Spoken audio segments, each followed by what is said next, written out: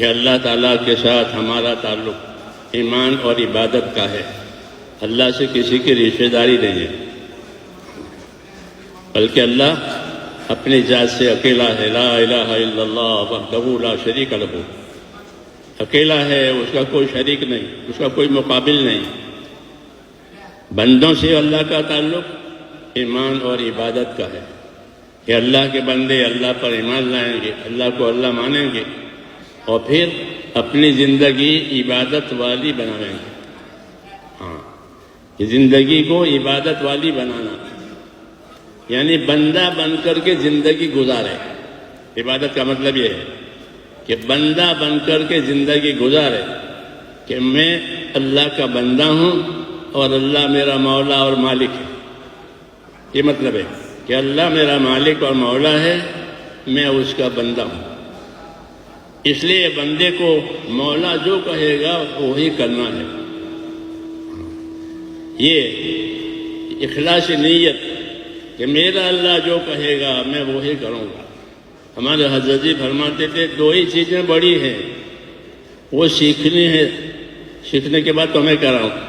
انہوں نے فرمایا دو ہی چیزیں بڑی ہیں زندگیوں میں، ایک ان مسلمانوں کے لیے، ایک اخلاص نیت اور ایک اتباع سنت،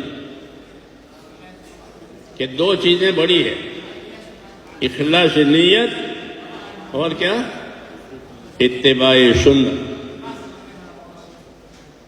اخلاص نیت اللہ کو دکھانی ہے، کیونکہ نیت کو اللہ کے سوا کوئی جانتا نہیں ہے۔ نیت کون جانے گا؟ کہ نیت اللہ جانتا ہے کہ کیا نیت ہے، کیا ارادہ ہے، وہ دل میں ہے۔ تو نیت اخلاص کہ اخلاص اللہ تعالیٰ کو دکھانا ہے۔ تو ایک نیتوں میں اخلاص آوے کہ اللہ کو راضی کرنا ہے تاکہ اللہ راضی ہو کر ہماری آخرت بناوے، ہمیں آخرت میں جانا ہے۔ تو پہلی چیز یہی کہ اپنے تمام کاموں کو اخلاص نیت کے ساتھ کرنا۔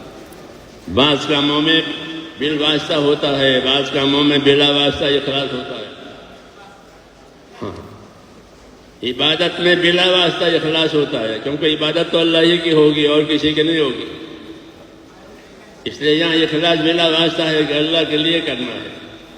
دوسری چیزوں میں بالواسطہ ہوتا ہے کہ کسی کو پانی پلایا، کسی کو کھانا کھلایا، کسی کی مدد کی، کسی کی تکلیف دور کی،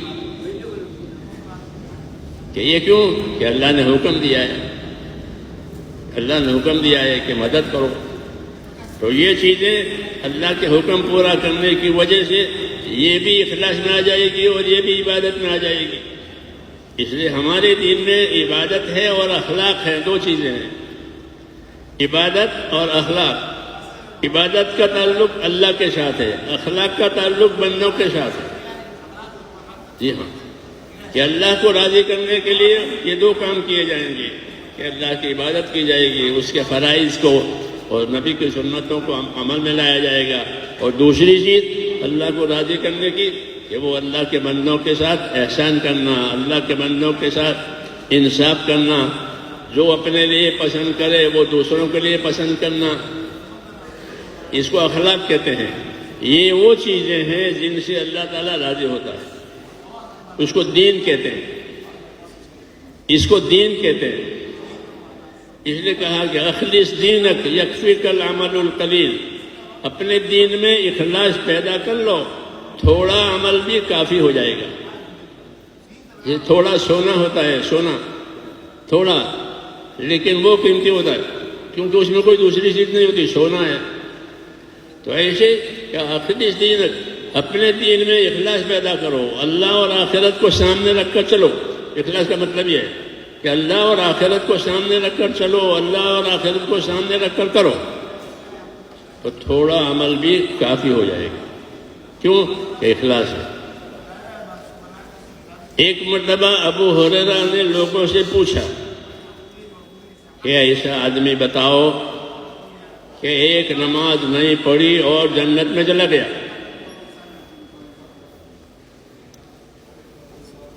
ایسا آدمی بتاؤ، لوگوں سے پوچھا کہ ایسا آدمی بتاؤ کہ ایک نماز نہیں پڑھی اور جنت میں گیا. لوگوں کو کیا معلوم؟ انہوں نے پوچھا ہی اس لیے تھا کہ ان کو بتانا ہے. جی ہاں، تعلیم دینے کے لیے پوچھتے ہیں.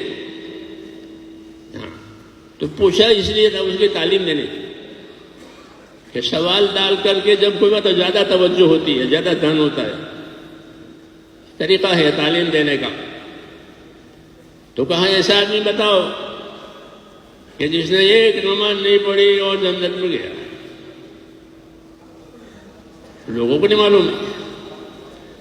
پھر بتایا کہ ایک نماز بھی نہ پڑھ کر جنت میں جانے والا کون ہے. ایک آدمی کا نام لیا، اسیرم.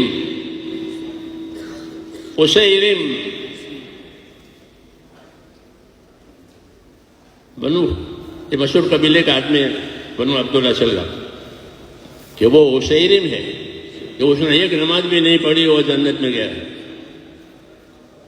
یہ کیسے ہوا؟ بتایا ایسے ہوا کہ جب وہ صبح میں اٹھا تو مسلمان نہیں تھا. دیکھا کہ بھائی چچا کوئی بھی نہیں ہے، سب کہاں گئے؟ لوگوں نے کہا وہ تو احد کے میدان میں ہے. تمہارے بھائی تمہارے چچا احد کے میدان میں ہے حضور صلی اللہ علیہ وسلم کے ساتھ. تو ایسا ہے وہ حضور صلی اللہ علیہ وسلم کے ساتھ ہو گئے، تو پھر میں بھی کلمہ پڑھتا ہوں. تو جو کلمہ پڑھا، مسلمان تو تھا نہیں، اب کلمہ پڑھا کہ وہ لوگ کہاں کہ احد میں ہے. تو یہ احد میں گئے اپنے چچا کے ساتھ، چچا وغیرہ کے ساتھ رہنے کے لیے کہ میرے چچا میرے بھائی والوں کو وہاں، پھر میں بھی وہیں جاؤں گا جہاں کہ وہ تو حضور کے ساتھ ہے کہ میں بھی ان کے ساتھ ہو جاؤں گا. تو وہ کلمہ پڑھ کے وہ گیا، وہاں جا کے شہید ہو گیا. اور نماز ایک بھی نہیں پڑھی، نماز ایک بھی آئی نہیں قابو میں. تو کہا یہ وہ شہری میں کہ اس نے ایک نماز بھی نہیں پڑھی اور وہ جنت میں چلا گیا. کیوں؟